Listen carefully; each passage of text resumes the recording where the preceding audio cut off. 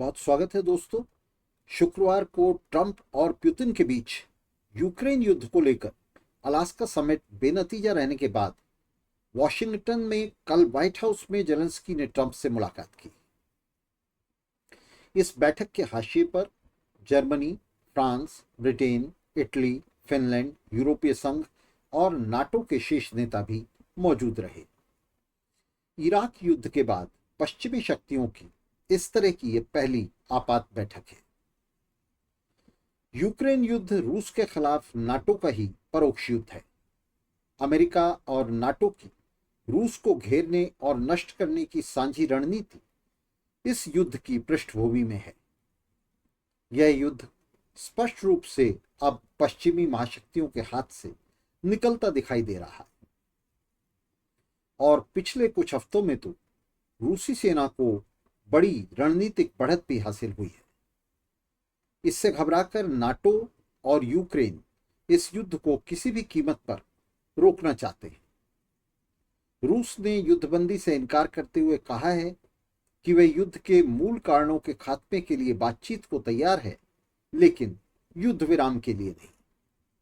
NATO की मदद से कुर्स्क के इलाके यूक्रेनी सेना के कब्जे में चले जाने के बाद यूक्रेनी सेना को जो अस्थायी बढ़त मिली थी वह उत्तर कोरिया से रूस को सैनिक सहयोग मिलने के बाद उलट दी गई थी और कुर्स्क के ये जीते हुए इलाके रूसी सेना ने वापस ले लिए थे। उसके बाद से ही रूसी सेना को निरंतर सैनिक बढ़त हासिल रही है। वॉशिंगटन में पश्चिमी शक्तियों के बीच बातचीत के दौरान भी रूस ने यूक्रेन पर कल रात 270 ड्रोन और 10 क्रूज मिसाइल दागी हैं, जिनसे यूक्रेन को भारी नुकसान हुआ है और वहां हड़कंप मच गया है। सितंबर अक्टूबर से यूक्रेन में बर्फबारी शुरू हो जाएगी, जिससे यूक्रेनी सेना लगभग पंगु हो जाएगी और रूसी सेना को इसका लाभ मिलेगा। खासतौर से लंबी दूरी की मिसाइलों से कीव पर हमला करने में रूसी सेना को इससे पर्याप्त बढ़त मिलेगी। जेलेंस्की और उसकी सहयोगी पश्चिमी शक्तियां इस सैनिक पराभव को रोकने की कोशिश कर रही हैं और इस क्रम में यूक्रेन के लिए वे अब पीछे हटते हुए सुरक्षा गारंटियों की मांग कर रही हैं। इन सुरक्षा गारंटियों के नाम पर ब्रिटिश प्रधानमंत्री कीर स्टारमर यूक्रेन में फौज भेजने को उत्सुक हैं, जिसका रूस की तरफ से कड़ा विरोध किया जा रहा है और इसलिए किसी शांति समझौते की संभावना नहीं बन पा रही। फ्रांस के राष्ट्रपति मैक्रोन ने भी दावा किया है कि पुतिन शांति नहीं चाहते और किसी न किसी बहाने वे यूक्रेन के खिलाफ युद्ध को जारी रखना चाहते हैं। खुद अमेरिका और नाटो देशों में शासक वर्ग का एक हिस्सा दरअसल रूस के विरुद्ध सैनिक अभियान जारी रखने के पक्ष में है और किसी न किसी तरह से युद्ध को जारी रखना चाहता है। नाटो देश दावे कुछ भी कर लें, मगर अमेरिकी मदद के बिना वे रूस के सामने नहीं टिक सकते। मगर ट्रंप अमेरिका फर्स्ट की दूसरे विश्व युद्ध के दौरान अपनाई गई नीति को केंद्र में रखकर चल रहा है और वह उसी पर चलना चाहता है। ट्रंप रूस, चीन के साथ साथ, बल्कि कहा जाए कि उनसे भी पहले यूरोपीय शक्तियों का ह्रास चाहता है। वह भी यूक्रेन युद्ध रोकने के पक्ष में है। इस युद्ध से रूस चीन के बीच जो सैनिक सहयोग बढ़ा है उसे उलटकर, इस युद्ध को रोककर ट्रंप इस सहयोग पर अंकुश लगाना चाहता है। ट्रंप ने कहा कि पुतिन युद्ध रोकने के पक्ष में। यूरोपीय शक्तियों ने इस पर प्रश्न चिन्ह लगाया। यूक्रेन युद्ध भड़काने के लिए जो बाइडेन को जिम्मेदार बताते हुए ट्रंप ने बाइडेन को भ्रष्ट करार दिया। ट्रंप खुद को शांति दूत के रूप में पेश कर रहा है और नोबेल पीस प्राइज हासिल करने के लिए हाथ पैर मार रहा है। भारत, पाकिस्तान, थाईलैंड, कंबोडिया के बाद अब वह यूक्रेन युद्ध रोकने का श्रेय भी लेना चाहता है। मगर ट्रंप की यह मीडिया प्रोजेक्शन वास्तविकता से कोसों दूर है। ट्रंप का यह शांति का नारा सरासर फरेब है, झूठा है। गजा में जारी वहशियत को सक्रिय समर्थन और ईरान पर अमेरिकी हमले के साथ साथ सीरिया यमन में सैनिक दखल शांति के इस प्रपंच की पोल खोलते। ट्रंप की यह रणनीति शांति का पैगाम नहीं बल्कि नए युद्धों की व्यूह रचना है, उनकी तैयारी है। फिलहाल रूस से हटकर वह प्रशांत महासागर में चीन की घेराबंदी पर फोकस करना चाहता है। यूरोपीय शक्तियां इसके विपरीत यूक्रेन युद्ध में रूस को उलझाए रखने और लहूलुहान करने को प्राथमिकता दे रही है। रूस या चीन किसकी घेराबंदी पर पहले फोकस किया जाए, अमेरिका और यूरोप के बीच तो इस पर मतभेद हैं ही, साथ ही अमेरिकी प्रशासन और यूरोपीय सरकारों के भीतर भी इस कार्यनीतिक मुद्दे को लेकर, टेक्टिकल मुद्दे को लेकर दरारें हैं। वाशिंगटन बैठक के दौरान ये दरारें, ये मतभेद खुलकर सामने आए हैं, जिससे पश्चिमी शक्तियों के बीच सहमति नहीं बन पा रही है। युद्ध से जेलेंस्की और उसके सहयोगी बड़े लाभ में हैं। व्यापक भ्रष्टाचार के साथ साथ युद्ध के बहाने जेलेंस्की यूक्रेन में आम चुनाव नहीं करा रहा और तानाशाह बनकर बैठ गया है। ट्रंप ने यूक्रेन युद्ध से अमेरिका को बाहर कर लिया है।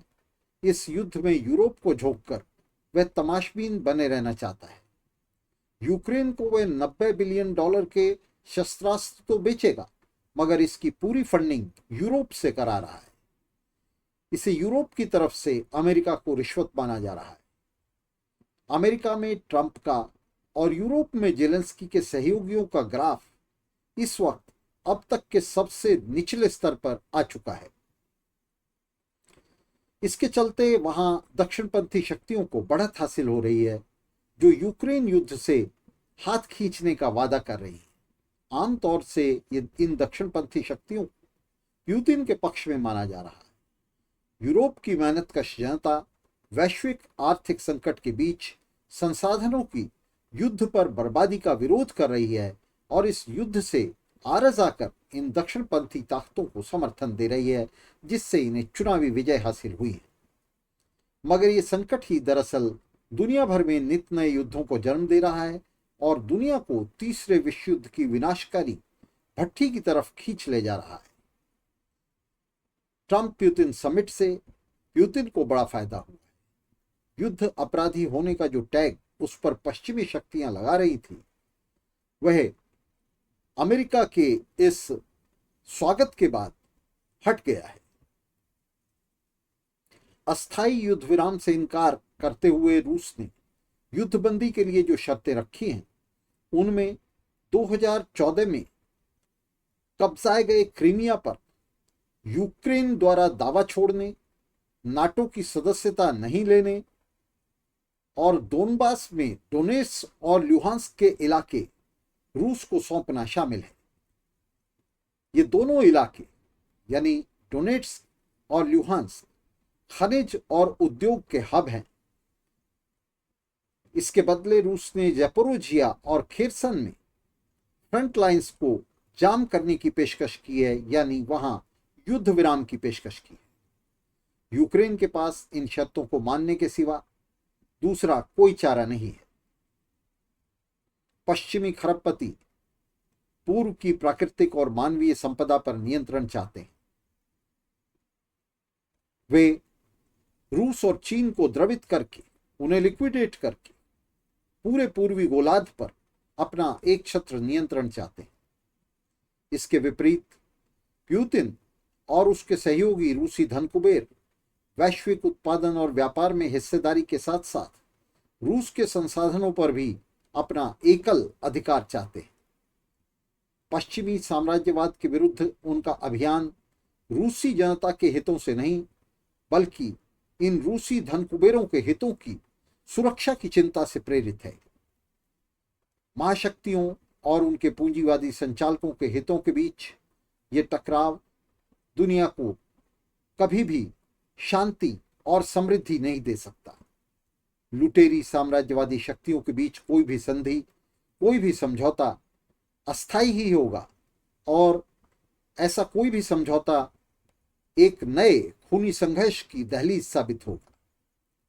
स्थायी शांति और समृद्धि के लिए वर्किंग क्लास को वैश्विक स्तर पर एकजुट होकर तमाम देशों में पूंजीवादी सत्ताओं को चुनौती देनी होगी।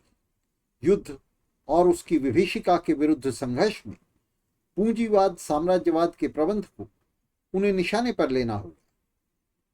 समाजवादी क्रांति के जरिए इन गले सड़े पूंजीवादी शासनों की तख्ता उल्टाई और दुनिया का समाजवादी आधार पर पुनर्संगठन ही वह एकमात्र रास्ता है जो हमारी दुनिया को स्थायी शांति और समृद्धि की तरफ ले जा सकता है। साथ रहने के लिए बहुत शुक्रिया दोस्तों। मिलते रहेंगे और इस संघर्ष को, पूंजीवाद के खिलाफ, साम्राज्यवाद के खिलाफ संघर्ष को, समाजवाद के लिए संघर्ष को जारी रखेंगे। बहुत बहुत धन्यवाद दोस्तों।